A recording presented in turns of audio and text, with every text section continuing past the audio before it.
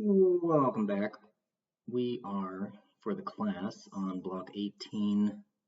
We stopped on part 1 of modules and paths and OS and those things at problem 2 here.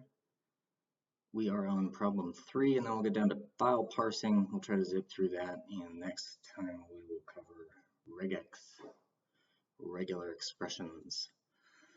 Problem 3 opens this ghost of a file, as we learned last time. For some reason, I think I overwrote the file and made it blank, which threw me for a loop for a moment. But we're back on track. If you're in class, you're going to use the password file, but it's going to be the same code. You're just going to swap the variable or part of that string out for password. All right, we need to import OS. Reminder, OS is a module that comes with Python to help manipulate the operating system. We need to first open the IP tables log, and we learned that we can use with open. Gotta get our fingers warmed up. File name, we're gonna just be reading it. We're only counting how many lines are in a file next, printing that number and closing the file. We learned that using this with open file name R as file is going to both open and close the file within that code block. And one thing we need to do is tell the system what the file name variable is, since we're referencing it. And I'm using this file, iptable syslog, reading the file, opening it here, feeding the file name in, telling the open method that it's preparing to read rather than execute or write. And now we need to count how many lines are in the file. So the first thing we need to do is throw the file into a list of lines. I'm going to scroll up and steal this from a previous exercise. Paste that sucker in. I went to the front and pasted it in because it seems to auto-format the tab on its own in most code editors. And now, with this, we should have completed code to simply run a print of each line. It would throw an error, however, because I'm referencing F there and file here, but we need to stick with the name file and then read the lines. This is creating a list here in place, and then we are iterating through the list. Each item will be called line, and that'll give us a giant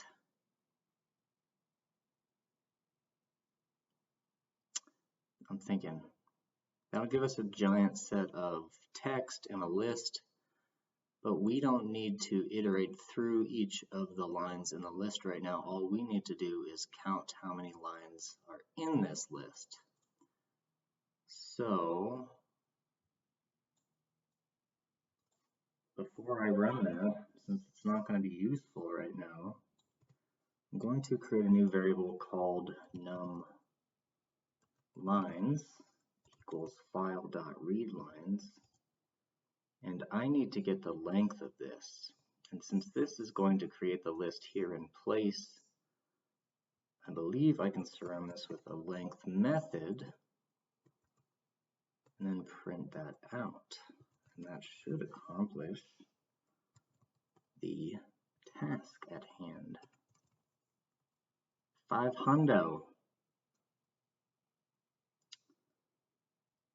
We could check this by running the for loop that I had and doing a count with a counter set to 0, and every time it iterates through a line, it adds 1 to that count, and then we could verify that this in fact does equal 500. I'm going to trust myself for once. You got this, Tim. You probably did this correctly. Let's go through the instructions. We wrote a script. We opened the file that we changed to. It would be password file for the rest of you, but I broke something previously. We've got that referenced in a string. We are opening the file. We are reading it.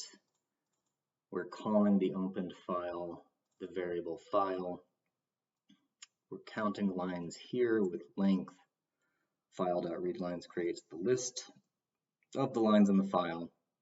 This happens first, and then it moves to the outside set method here. This is an order of operations situation. If you remember from math, the phrase, "Please excuse my dear Aunt Sally," the please in that is parentheses. I think E excuses exponents, and then M multiplication, D division, my dear Aunt Sally, addition, subtraction. Parentheses are given priority. Whatever's inside the parentheses executes first and then works to the outside. Print known lines. We could also have shortened this up so that this whole fella lives in here rather than referencing it in the print method. Matched up with the same thing, 500, bingo. Job well done, pat on the back. Part 4, file parsing. Let's try to parse the password file. Parsing. That's a good way to explain parsing. Parsing, imagine you have a block of text and you only need certain items from it. Let's say you have a log full of IP addresses, a ton of stuff that looks like this, and all you really need are these out of each line, the IP addresses. Parsing would be setting up a script that would grab just these guys, I keep doing that, just these guys, and adding them to a new text file or a new section of your text file so that you don't have to look at a wall of text, you're only seeing the important items. So basically it extracts the information that you need to see. That's what parsing is. So in this one, we are opening the file IP table syslog. We're reading through the lines.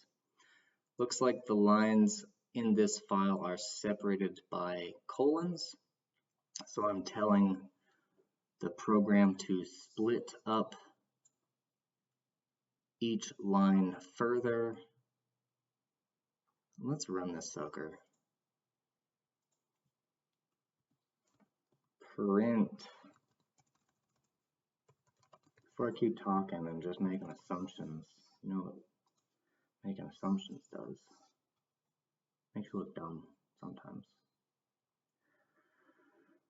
All right, we need to, I'm gonna, since the stuff down, sorry, I need to slow down. Index error, list index is out of range is referencing this on line 10, which it doesn't number the lines here. I wish it did. I can probably turn that on. But this line's throwing an error. It's unnecessary right now, so I'm going to press Control / to comment it all out. We don't need this right now to run the test, just to see what everything looks like.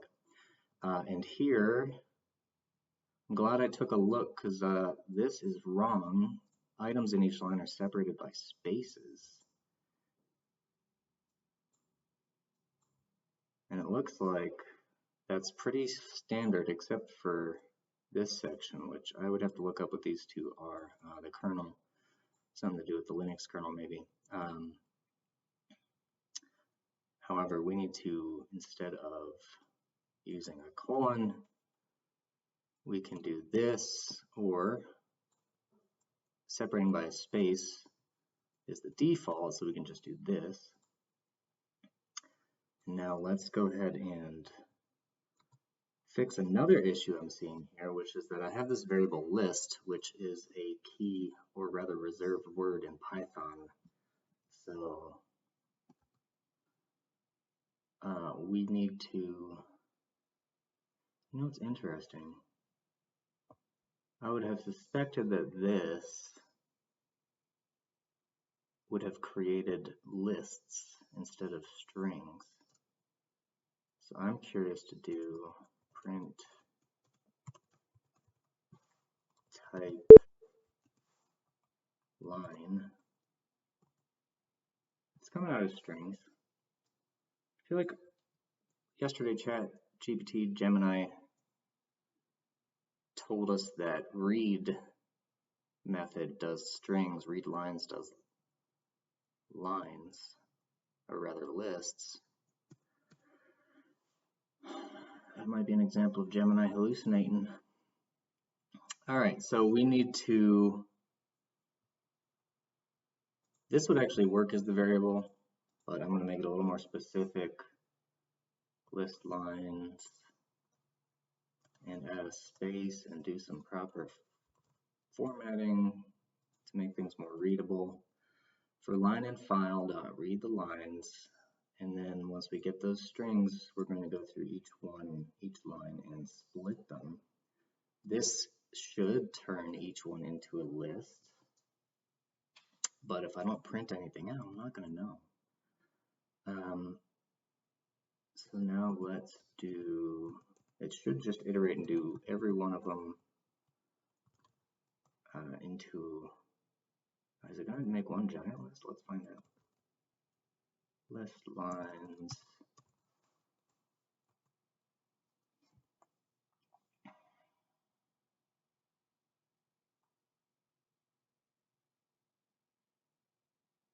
I was expecting to see multiple lines here. And the reason I'm not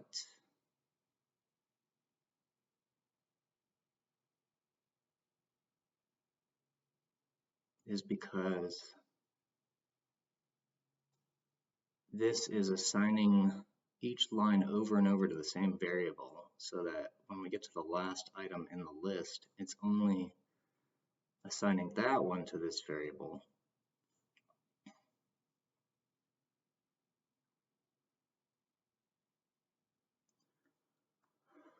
Therefore, we're only printing out one final line that's been turned into a list. So let's do this for now. And we need to parse through every iteration.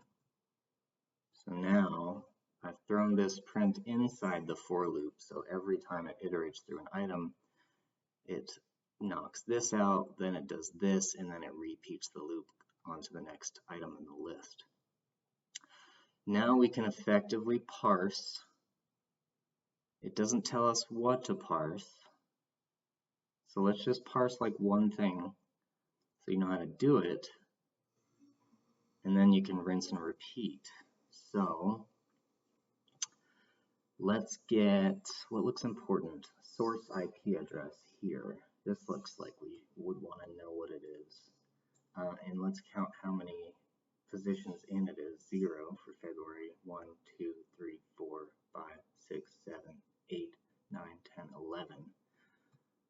So it is position 11. We'll call it source IP equals position 11 in the list lines variable. And then we'll print that out with some formatting. Since we're parsing, we want it to look more digestible for the end user. Source IP, and we'll just make it simple and do a comma and source IP referencing the variable here, which accesses the position 11 inside of the list. And let's exchange this for some fancy separating with a bunch of stars. So now when we parse it, we're going to see this IP pulled out over and over and over. Looks like destination IP, from what I remember, was next. So let's go ahead and copy this and see. That's why I needed to bring the cursor to the front when I pasted it in. Let's Control Z and try it again, and then pressing Control V and pasting it here formats it correctly, saving a slight bit of time, which adds up. And we're doing destination IP, destination IP, destination IP. Let's make this a little longer to match the destination IP. And ooh, yourself there, pal. Shift enter. There we go. So that's going to be how you parse, read through the lines, grab certain items that you want, and output them. Here we're printing it out to console. This might be more properly set in a function that then sends this data elsewhere for it to be ingested, or maybe taken and saved to a TXT file that's time-stamped or something like that, so that you're parsing logs daily. Let's say you use a bash script to set up a cron job that does this every day, so you're grabbing daily logs of IP addresses or something like that. Looks like we might not need this space. What'd you do, bud? We don't need this space, I don't think, but that's trivial. So that's that. Let's move to the next one. And I think it's, oh, let's just get rid of this block of output. Let's comment this out and run it so it does nothing. And now that you've read the content of the file, you can start extracting info from it. The way to parse a file is knowing the headers of each column, or rather the positions, like we knew where the source IP and the destination IP were in every single list, because they're formatted the same. Each log file is going to be different, so you've got to learn the structure of the log file. Let's take a look at an Apache file. And, you know, this reminds me, I recently did some file parsing for a volunteer job for an aerospace company. Let's see if I can pull that up and I'll show you an actual use case. Please don't hack me. It's all just useless code. There we go. Don't save. All right, so this fella is a script written to grab a what's called a .csv file from a hackathon website where they have participants signed up, and it uses OS, it uses datetime, which is another module, and a couple of other ones that I had to install with pip, and it basically runs through the process of grabbing a file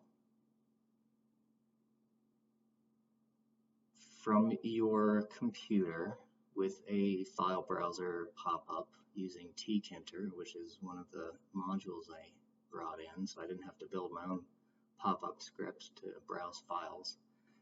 It basically converts the CSV using data frames, which is another portion of a module within pandas, which is a popular one to know in a professional setting, especially for data analysis jobs.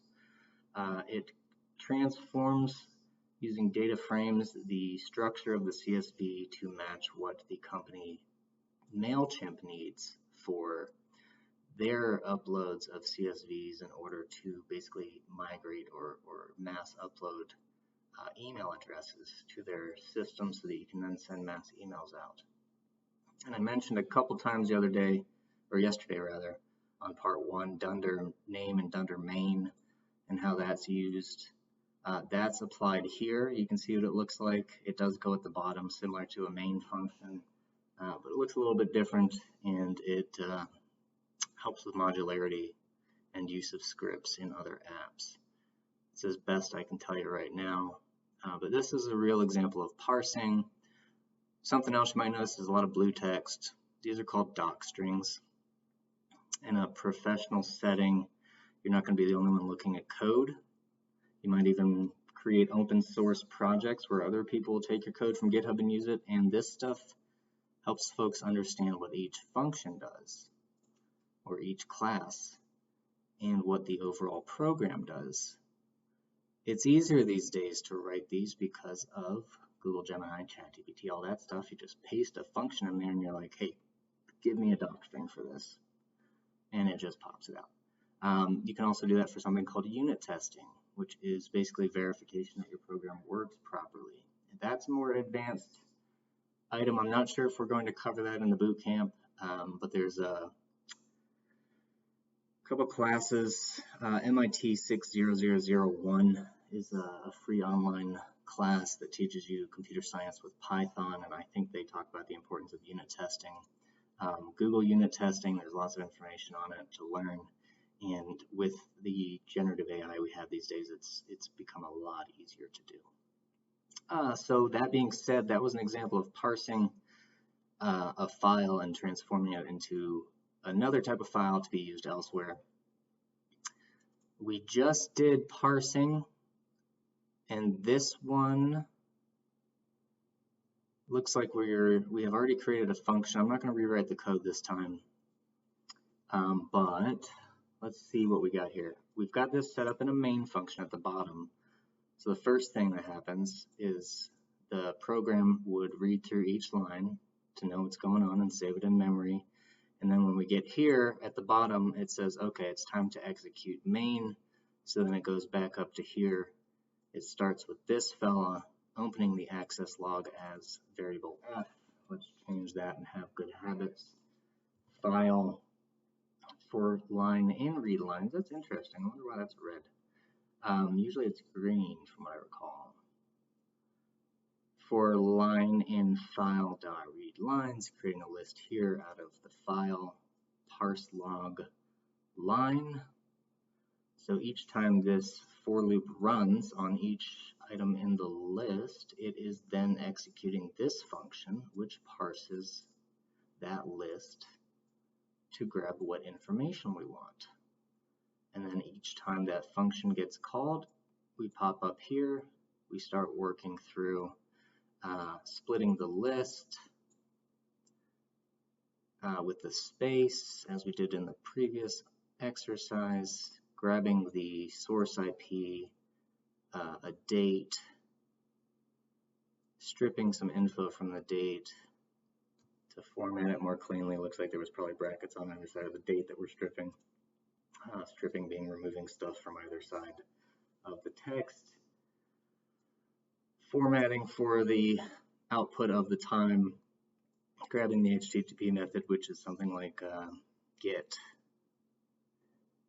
push. I'm blanking on the other ones right now, but you can see get right here. Oh, post. Get post, not push. Post is the correct one. Push is a term in version control, like Git and GitHub, pushing code up to the repository. And the repository is basically on a team and you're working on the same code. A repository is a way where folks can track updates from each other and control those updates and test them, making sure things are working before the actual code that's working in like an app or in production, testing that code before it goes live or gets pushed to prod so that you don't break things. Trying to think of an example.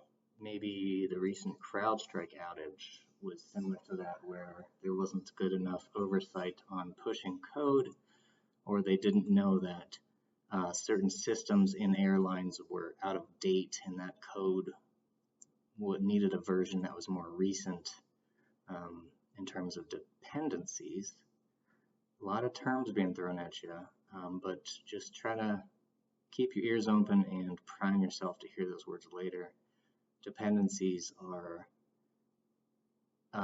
other modules, for instance, that a script requires or relies on to get finished, like the one I shared with you, VS Code. That CSV parsing one depends on tkinter, it depends on pandas, so there's a little file in there that said requirements.txt, and those are the dependencies listed there. A little more advanced, but something to keep in mind. Just keep your keep your mind primed for it.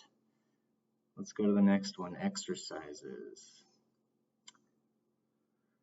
This is the same dang thing.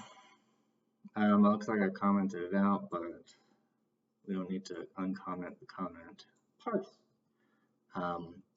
Open the file, go through the file as a list, or as a string. We learned it might be a string. Split the string into a list with the spaces in between each column of the log line, and go through and output everything with a pretty output at the end. This can be commented out. That was for testing purposes. Run the code again, and you see identifying the index position of items on a list, and rinse and repeat until you have a pretty output for yourself.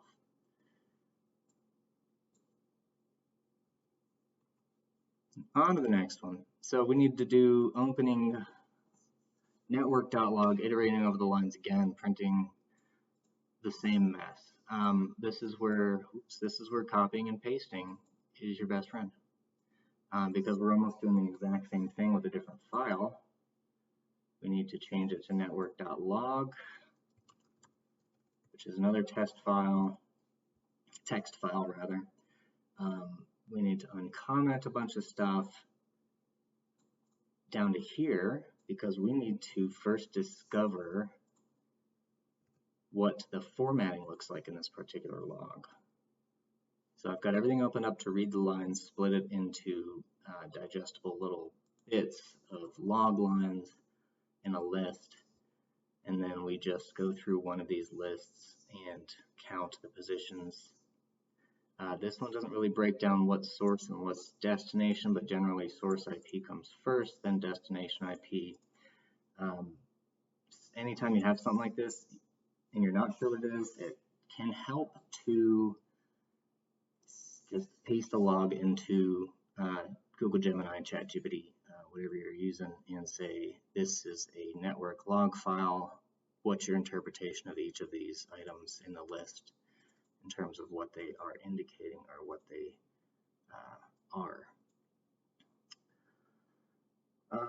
One interesting thing I'm seeing is that there is, even though it's turned into a string, there is a nested list inside of another list. If it wasn't in a string, we would have to do something special to access a nested list inside of a list. Let's say that nested list was right in the first position up here. Why isn't it? Oh, because it's not an editor. If it was right in the first position here, and we needed to access the first position of this list, which is another list, and then we need to access the first position of the inner list, we need to say, give me the first position, which is the list, and then another one of these, give me the first position in the nested list, and that's how you would access it. I'm not going to do it again, because we're just grabbing positions on a list, printing them out with some formatting, and that's all happening within a for loop to process that for each list. Let's go ahead and just comment this out again, move on to the next one. No, I was at the last one. Guys, good job. Let's do some review. So going back to the top, we started with modules. Modules are tools that you can bring into a Python script. They are virtually other Python scripts that people have made, and they are useful, and you don't want to reinvent the wheel. So you pull in a tool like OS, which is an operating system module that does things similar to what you would do on command line, like make dir, list directories. Make dir is making directories, exploring directories, manipulating and changing directories and files, all within a Python script. Why would you want to do that in a Python script and not just in terminal? Maybe if you are working with 1,000 different machines at an organization, you're not going to have time to manually go through each machine's command line, so you set up a script that automatically executes the particular operating system update that you need to implement into the 1,000 machines. That reminds me, there's a book called Automate the Boring Stuff that you can get online as PDF copy. That's a good one for learning Python. That was the second one I learned on. The first one I learned from was Crash Course, Python Crash Course. That's another good one to look up. And I mentioned MIT 60001. That's a recorded free online MIT computer science course using Python. It's with a lot of clever folks in the class, so they expect you to figure things out on your own and think very critically. So that one's a fairly tough class, especially if you're brand new, but it's going to make you learn and make your brain work hard. So we've covered modules, importing OS, and performing different methods that exist within the OS file, and then within probably a function in the OS file called OS.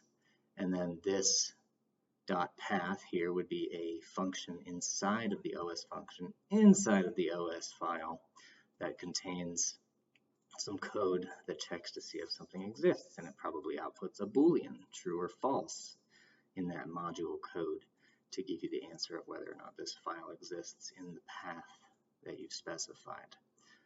We're getting the size here, another built-in method within the path method within the OS module. So actually, this is the module, this is a method, this is a method inside of a method. This could be a class as well, but generally in my experience, classes are one of the few items that have a capital letter indicating the variable name so that you know it's a class. It kind of separates it. So once you learn that, it's pretty handy to understand the different lowercase and uppercases in Python and what they mean. I have said previously that you should just stick with lowercase and underscores for the basic stuff, which is still true. But as you advance, you'll learn more about what different upper and lowercase variables mean. Problem 2, more OS and file manipulation, and then we learned about the main function, which is basically separating auxiliary functions from the main use of the script for modularity, for use in other apps. Let's say you wanted to create your own module. You might have something like this at the bottom, or dunder main, dunder name, to help with that modularity. We went after that to opening a file with a built-in method called open and all of its subsequent tools. Read lines returns a list of lines.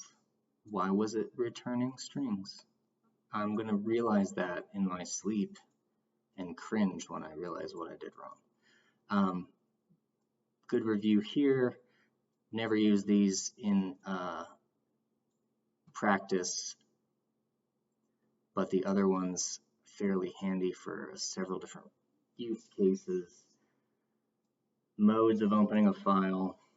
These are the main ones you're going to be using. Let's keep on going. We did parsing after opening a file. Basically, previous review on accessing index positions in a list or a string. Outputting pretty, formatting, and that's it. So we'll call it a day on that. Part 1 was a little longer. This was a shorter wrap up. And next time we are covering for the class block 19, which will be regular expressions or regex, how to identify the different symbols in the regex process and how to use it. So it's a doozy.